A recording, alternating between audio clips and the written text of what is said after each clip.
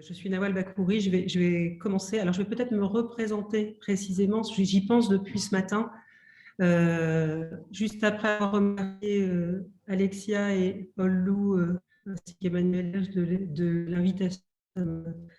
Et pour vous expliquer, effectivement, alors je ne suis pas designer, c'est pour ça que Natacha Farès est invitée, elle aussi, c'est qu'elle l'est. Moi, j'ai une formation d'abord en histoire de l'art et en esthétique. Donc, je suis passée par l'école du Louvre, par la Sorbonne, en sciences de l'art, comme on dit. Et puis, j'ai, par la recherche, en fait, étudié comme objet le design. Et effectivement, vous l'avez dit tout à l'heure, j'ai fondé, en fait, la plateforme Social Design, que je ne coordonne plus non plus parce que je vous avouerai qu'avec la direction d'une école, c'est un peu compliqué. Mais du coup, aujourd'hui, je dirige une des 44 écoles, on va dire des beaux-arts de France, qui est une école où on enseigne à la fois le design et l'art. Et c'est important parce que justement, dans la pratique, en fait, dans ces écoles publiques de design, la pratique de l'enseignement, elle passe spécifiquement, contrairement à l'université. Et comme je suis passée par l'université, je peux en voir une différence vraiment par le projet et par la pratique. Et c'est important parce que ça a permis à l'école dans laquelle, effectivement, que je dirige aujourd'hui, l'ESSAD de Valenciennes, de développer en fait un programme de recherche autour du design social, justement, devenu design éco-social récemment, où l'idée, en fait, en développant ce programme, en tout cas à partir du moment où je suis arrivée, c'était non seulement de passer par le projet et par l'atelier, mais de passer ensuite par des projets à échelle 1 et de développer en fait des projets à échelle 1 sur le territoire. Les développer pourquoi? Précisément pour pouvoir, au moment en amont de la conception, en fait, être sur le terrain et faire des terrains, comme en sociologie, avec des jeunes designers et qui puissent par eux-mêmes se confronter à la réalité de la commande future qu'on leur demanderait de concevoir. Ça me semble important pour être précis. Et Natacha donc Farès a intégré en fait l'incubateur qu'on a mis en place dans l'école l'année dernière, donc dans sa première année, qui donne 1 an en fait à des étudiants qui ont déjà été diplômés d'un master en design, par exemple, ou en art, de faire un projet à échelle 1 sur le territoire. Alors, et dans territoire, je pense qu'on n'a pas toutes les mêmes acceptations de ce terme, mais en tout cas, nous, sur place, dans le Valenciennois, avec des acteurs locaux. Donc ça, c'est déjà au préalable pour l'introduction.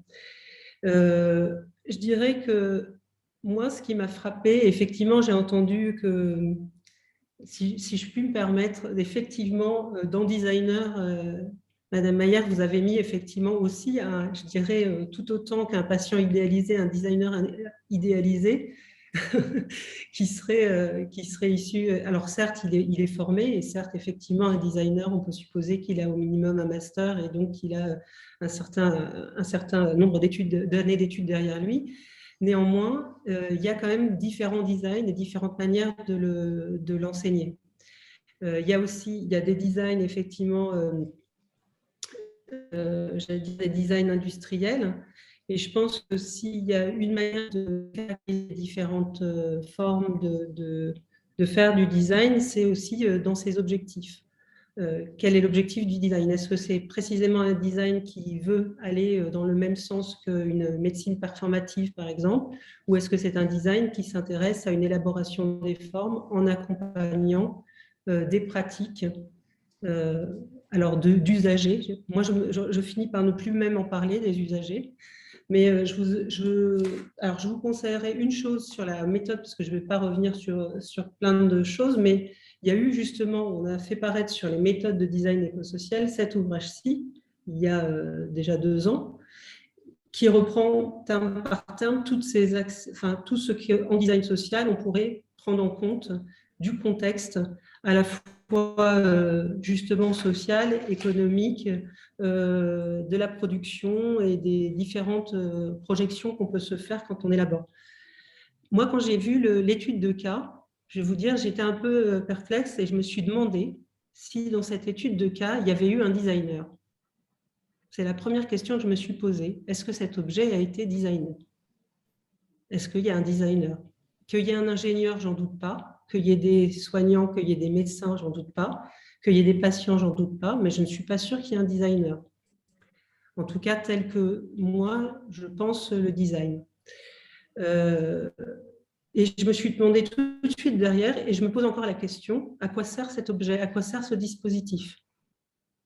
En fait, pourquoi il a été conçu? Parce que je me disais, mais en fait, il y a des téléphones avec des applications qui feraient très bien le boulot et qui mettraient en lien avec les soignants. Donc pourquoi on a besoin de refaire un objet? La balance connectée existe, le tensiomètre connecté existe, enfin toutes les. Donc pourquoi y a-t-il eu besoin de faire cet objet-là? Je pense que c'est vraiment la première chose que je dirais. Et comme j'ai envie de rentrer dans une discussion, je vais laisser la parole à Natacha et peut-être à Anne d'ailleurs, qui va peut-être répondre. Merci et merci également pour l'invitation. Alors c'est vrai que moi j'ai cette position de designer et designer dit social où dans mes recherches et dans mes interventions, pour moi c'est prendre en compte avant tout l'humain.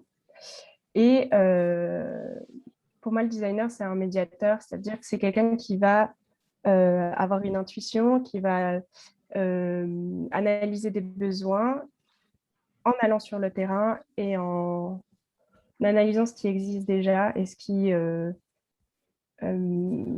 peut être fait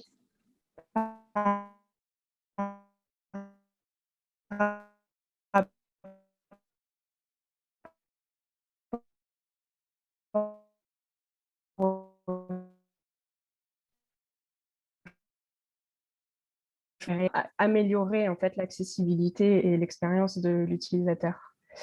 Et donc en effet, comme Nawal le disait, c'est vrai que dans l'analyse de cas, on n'a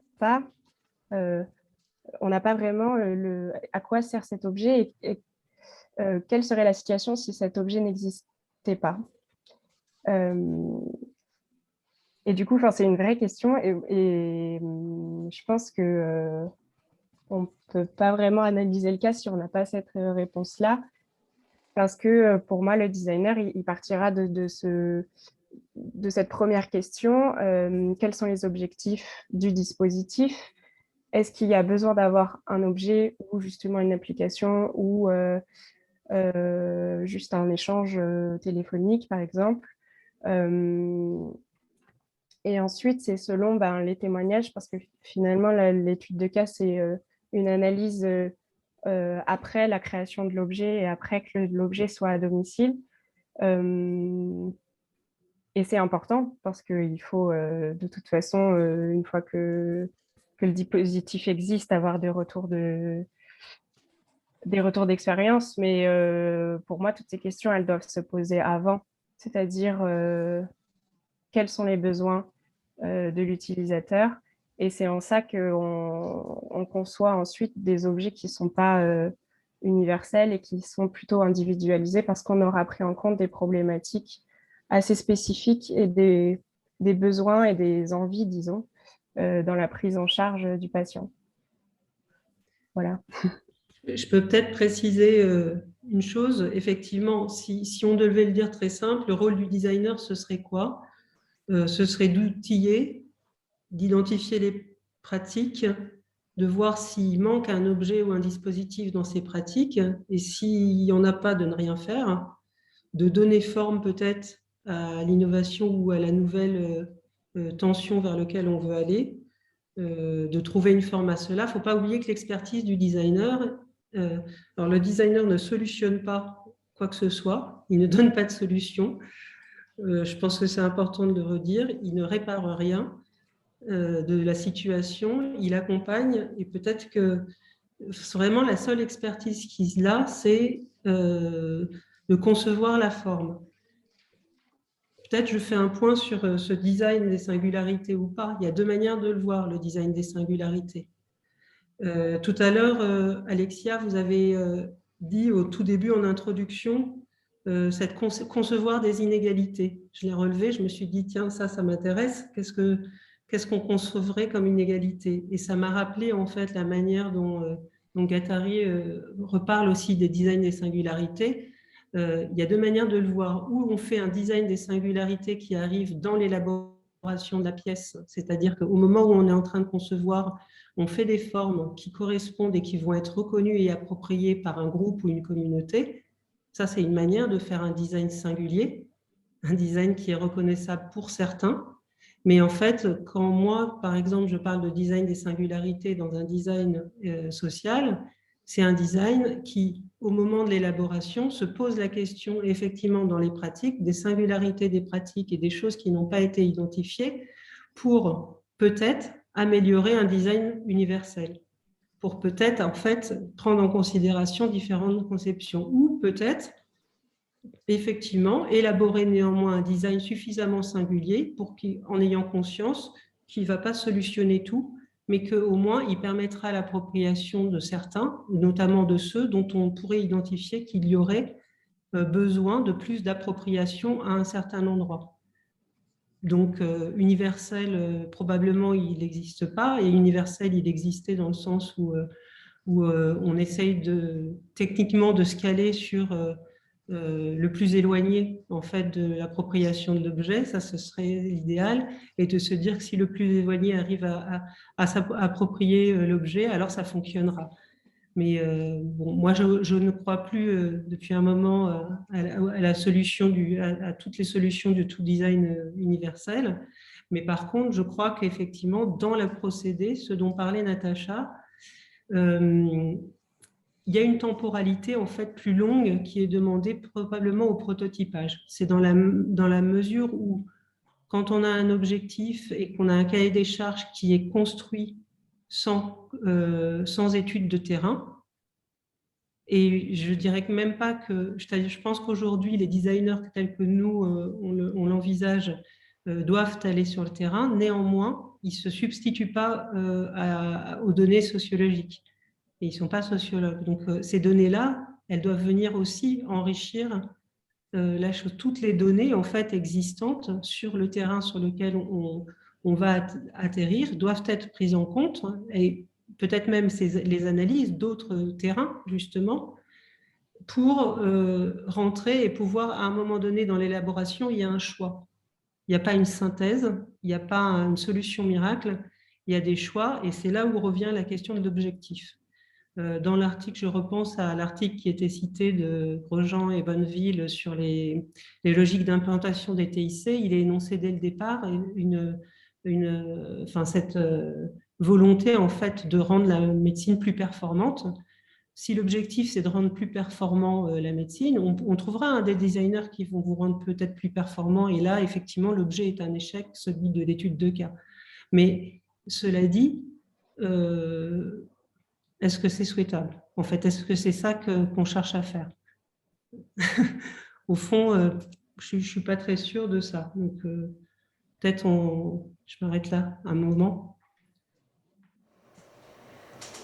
Anne, est-ce que tu souhaites répondre peut-être pour donner un peu plus d'explications s'il y a une classe, est-ce qu'il y avait un designer ou pas derrière ce dispositif? Alors en fait, effectivement, j'ai utilisé ce terme de designer un peu au sens générique de cet entre-là en fait d'entreprises qui s'organisent pour proposer des dispositifs de télésurveillance. Il ne s'agissait évidemment pas de brocarder les designers en général et certaines approches en particulier. C'était pour faire vite. Aussi, c'est basé sur, comme je le disais, des travaux et des observations que nous avons pu faire nous-mêmes, en tout cas sur des... Alors, ce qu'il faut prendre en compte, c'est effectivement dans le domaine de la télémédecine et de la télésurveillance, on est dans des dispositifs qui sont en bonne part conçus, comme vous le mentionniez à la fin, dans une démarche qui vise à rendre la médecine plus performante et notamment qui prétend réduire le besoin, enfin le temps passé par les soignants en suivi en le déléguant à de tels dispositifs. Donc, quelque part, c'est des dispositifs qui sont conçus à destination de différents, enfin, avec différents destinataires. Les destinataires établissements hospitaliers en responsabilité de ces patients, les destinataires financeurs qui sont la sécurité sociale, les mutuelles, les assurances, et les destinataires patients qui sont éventuellement avec des ordres de priorité qui peuvent être très divers, puisqu'en l'occurrence, l'usager n'est pas nécessairement et souvent le financeur dans ce type de dispositif. Il faut tenir compte aussi de ce que, dès lors qu'on est dans le domaine de la médecine, on est sur des dispositifs qui doivent s'appuyer sur des éléments de la médecine fondée sur les preuves pour les questions de ne pas faire, d'éviter que un tel suivi ne soit finalement plus une perte de chance qu'un appui. Et donc, il y a une forte configuration de contraintes à la fois pour les concepteurs et pour les promoteurs et pour les gestionnaires de telles applications, qui est sur quel savoir validé en médecine va s'appuyer mon dispositif pour permettre ensuite qu'il bénéficie des certifications requises. Et ça va beaucoup conditionner, par exemple, le type des questions qui étaient posées, mais qu'on va retrouver aussi dans d'autres dispositifs que nous sommes en train d'étudier dans le cadre d'un programme de recherche soutenu par l'IRESP, où en fait, les questions posées sont soumises à tout un ensemble de protocoles médicaux qui doivent être validés et qui sont donc conçus en fonction de ces connaissances médicales et de ces enjeux juridiques qui éventuellement ne sont pas forcément immédiatement conçus en fonction de ce que peuvent comprendre les patients. Donc, il faut tenir compte aussi, et je conclurai vite là-dessus, sur la biographie de tels dispositifs qui sont éventuellement conçus dans un contexte donné, parce que avant de stabiliser un dispositif de télésurveillance et éventuellement de chercher à le promouvoir et à le faire financer, c'est souvent tout un ensemble d'étapes qui vont avec des certifications intermédiaires et les concepteurs, vous parliez, on aurait pu penser à d'autres outils, mais éventuellement, ça va amener à fermer les boîtes noires, comme dirait Bruno Latour, à fermer successivement certaines boîtes noires parce qu'une fois que telle certification a été obtenue, on ne va pas revenir, par exemple, sur l'algorithme, alors même qu'il présente des faiblesses, ou on ne va pas revenir sur le boîtier parce qu'il a déjà été certifié et que remettre tout ça en cause représenterait des investissements considérables. Donc, c'est aussi cette économie de la construction de ces dispositifs, alors dont, si vous êtes intéressé, l'article dans Réseau qui a été évoqué le détaille un peu plus, mais qui interviennent dans ces questions. Oui, on l'a lu. Alors, mais justement, moi, ça me fait penser à une chose, c'est que on dit qu'en fait, ces dispositifs sont conçus plutôt avec l'idée de la performance, une meilleure performance de la médecine. Il ne s'agit pas de ça, c'est une meilleure économie, ce n'est pas une question de performance.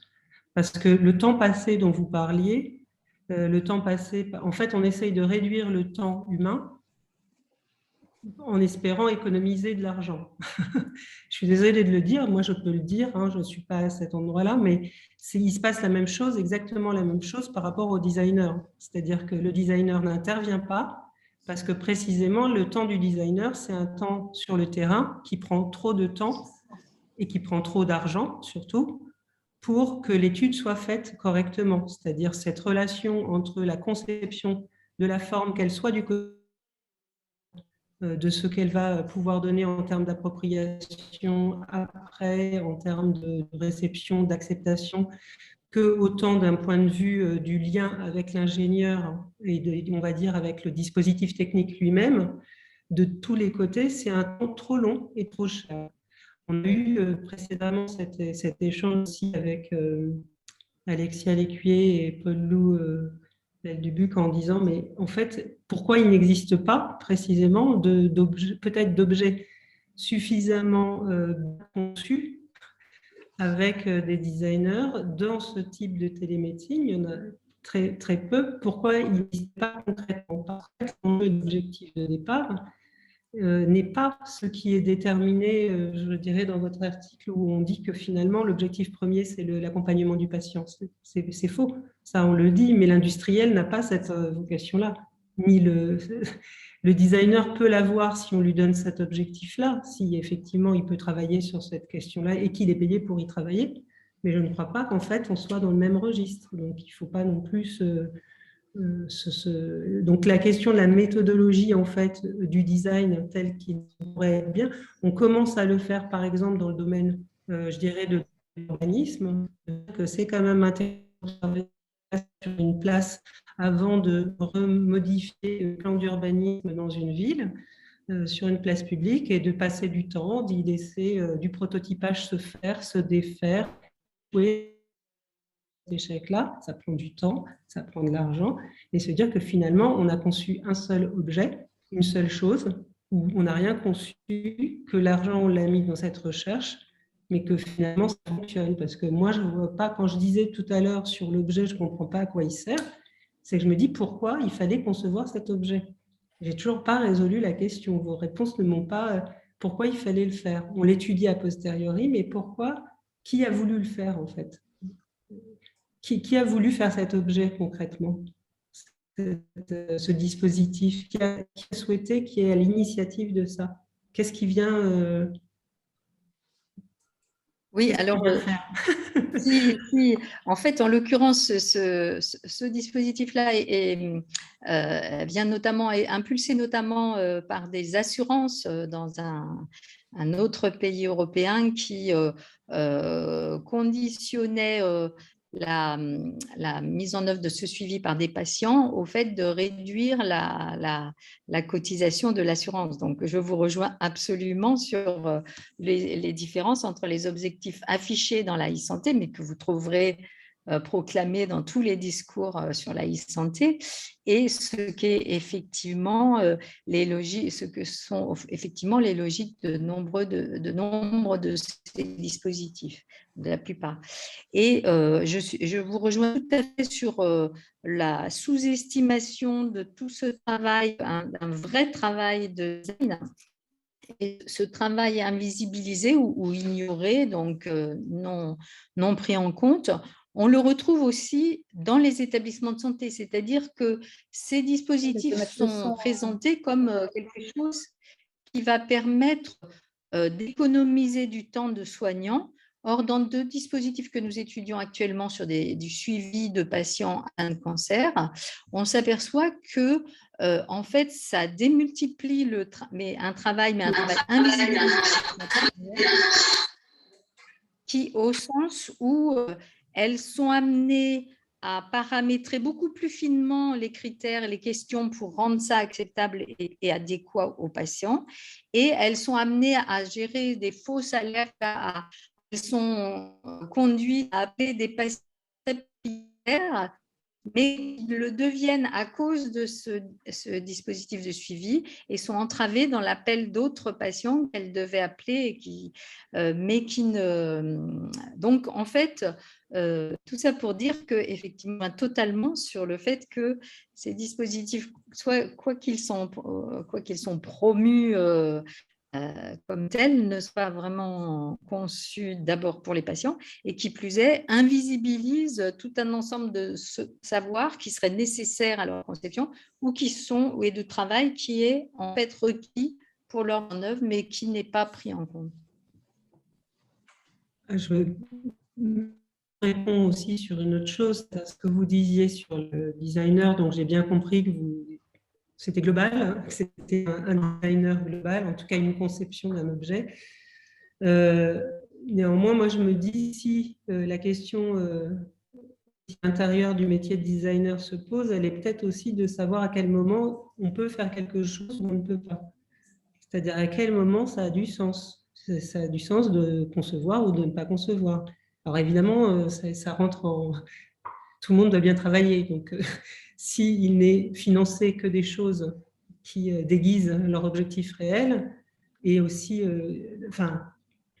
oui, il y a une question derrière. Il y a la question industrielle et il y a la question, au sens de l'objectif de l'industrie, il est encore un autre. Il est de faire des produits, voire des services à la personne.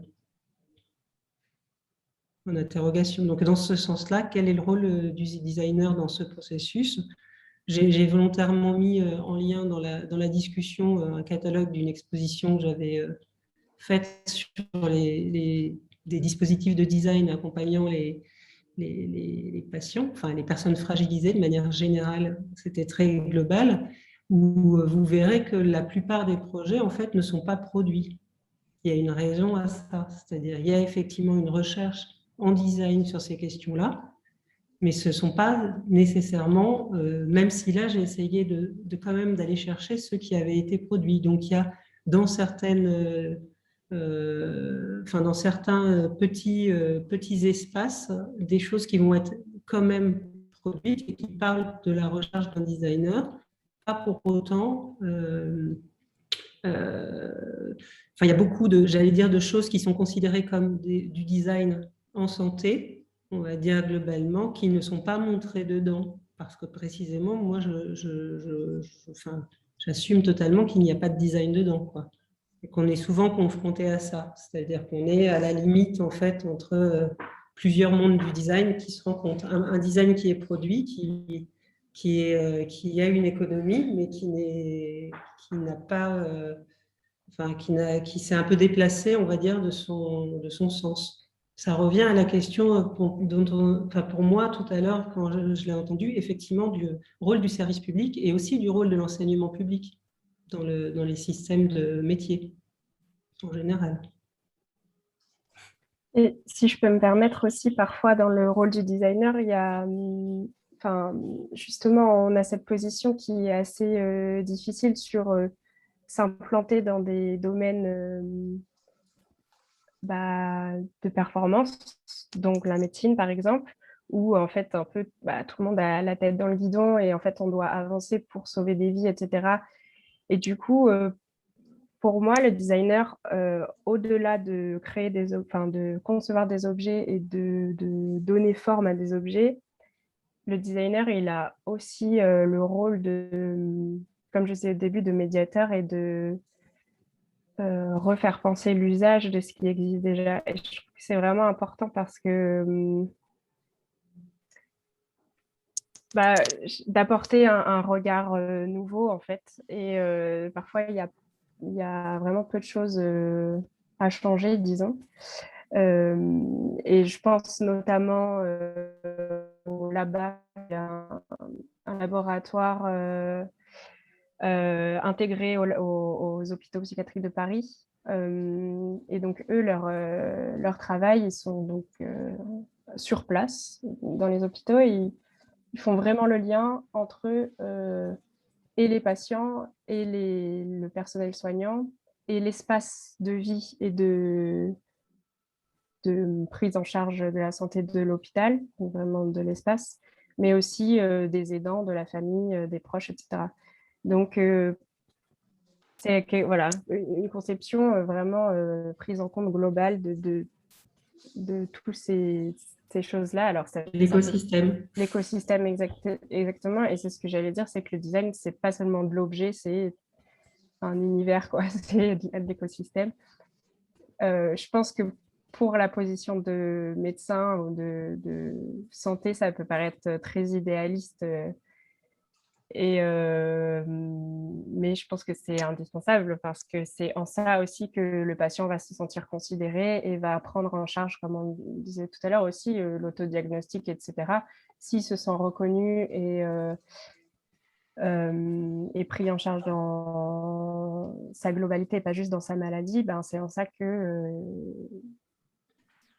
il sera capable de travailler, comme vous dites dans votre article, Anne Meyer, et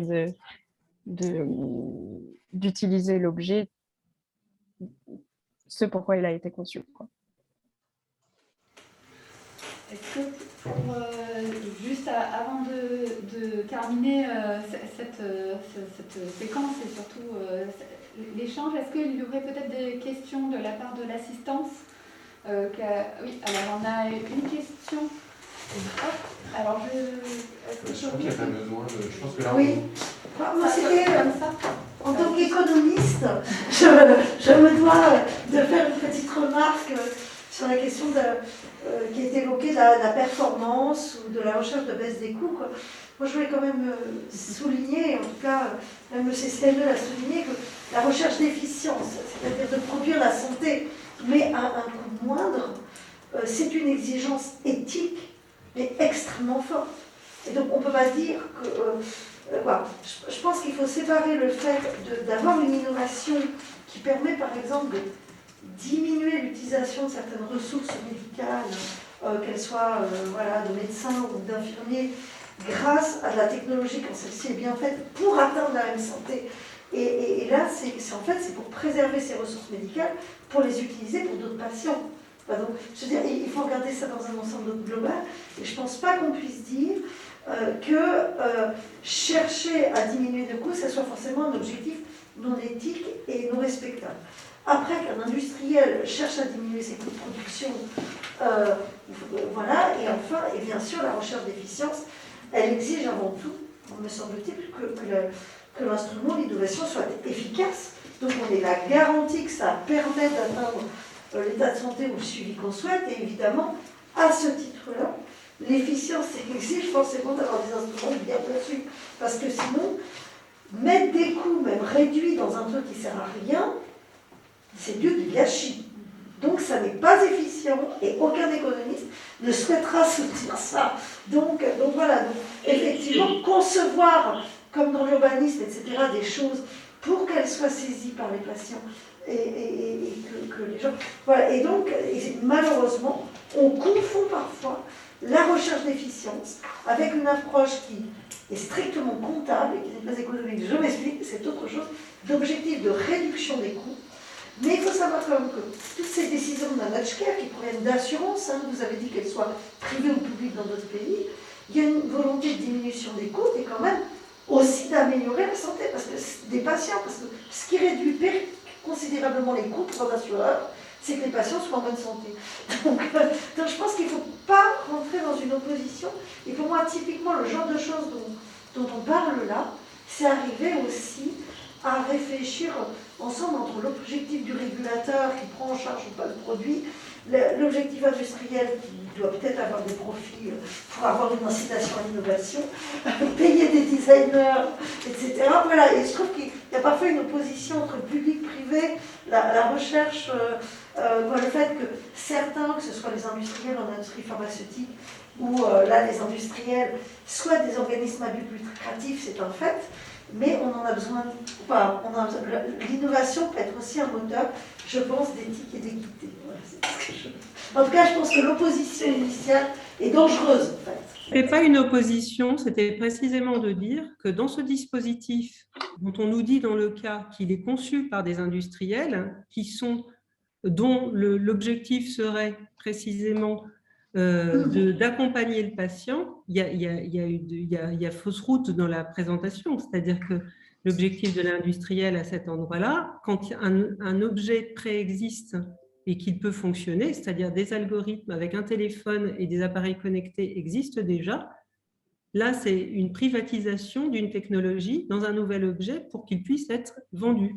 Excusez-moi de refaire le système simple.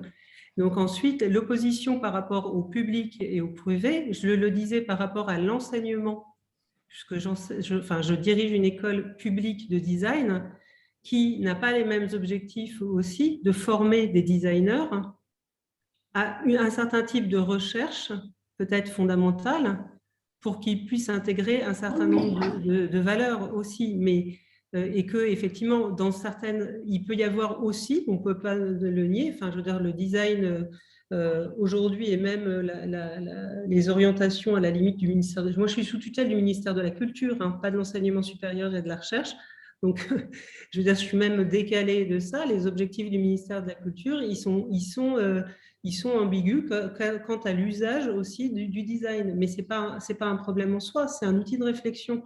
Ce n'est pas une opposition pour opposer, c'est bien savoir quels sont les objectifs de chacun. Justement, on arrive à bien travailler quand on sait quels sont les objectifs.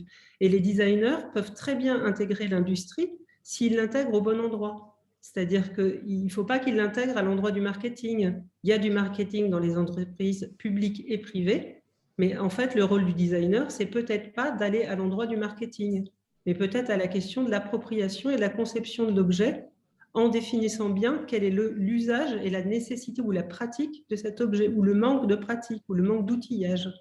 Donc, c'est juste resituer à quel endroit est le designer. Le designer, il est en amont de la conception et il doit avoir accès aux études de terrain à l'objectif. Je remarque qu'on n'a toujours pas, après cette lecture de cas, même, je crois que même Madame Mayer n'arrive. Enfin, si, on l'a dit, on a un objectif qui était clair, finalement, c'est une assurance.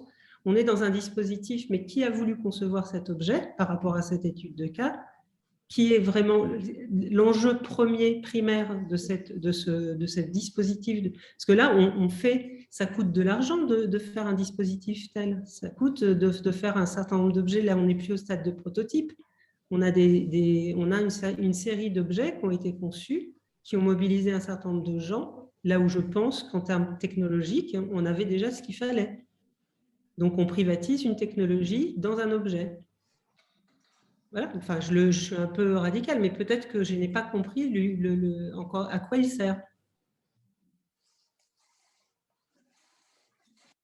Si je peux juste, alors bon, mais je ne peux pas revenir dans tous les éléments de l'historique de ce dispositif dans le cadre de ça prendrait beaucoup trop de temps et on ne peut pas parler voilà, de privatisation de quelque chose qui existait déjà. Il y a eu effectivement conception, mais je n'ai pas la possibilité ici de le développer. Je voudrais bien revenir sur, effectivement, sur l'aspect économique et gestionnaire, et pour rejoindre un peu le thème de la journée, l'objectif de réduction des coûts de la santé est effectivement un objectif tout à fait honorable et nécessaire. Là, ce qui me semble important à pointer, c'est dans quelle mesure de tels dispositifs, en ignorant les inégalités sociales de santé, notamment les gradients sociaux, les différences de rapport à la santé, à l'accès aux soins selon les gradients sociaux, dans quelle mesure de tels dispositifs présentent le risque de n'être utilisés que par des patients les plus dotés en ressources diverses et le risque de laisser de côté précisément ces patients concernés par les inégalités sociales de santé. Donc, ça ne veut pas du tout dire de tels dispositifs seraient à bannir en eux-mêmes, mais par contre à interroger dans quelle mesure ces dispositifs sont éventuellement conçus déjà en réfléchissant à ces inégalités et avec en regard tout un ensemble d'allées vers, d'accompagnement qui aillent précisément à destination de ces patients qui ne s'en saisiront pas ou ne sauront pas à faire en sorte que d'être entendus par un système de santé ambulatoire dans lequel il faut de plus en plus plaider sa cause pour arriver à être soigné et donc où ces inégalités sociales peuvent s'accroître dans cette combinaison de e-santé et d'ambulatoire. Alors, merci beaucoup. Je suis désolée, je vais devoir vous interrompre de manière à libérer les personnes à temps. Merci beaucoup pour cet échange qui a pris la forme d'une discussion que je trouve très instructive, mais aussi très problématisante. Donc, je merci vraiment à toutes les trois, et également pour le commentaire, pour avoir... il me semble questionner en profondeur cette problématique autour de la technologie et puis finalement qui s'est centrée plutôt sur le design, mais qui est quand même le point de départ également. Merci encore. Et pour la suite, nous nous retrouvons à 14h. La pause a été amputée d'une demi-heure, nous en sommes désolés. Mais nous espérons vous retrouver à 14h pour la suite de cette journée. Merci encore.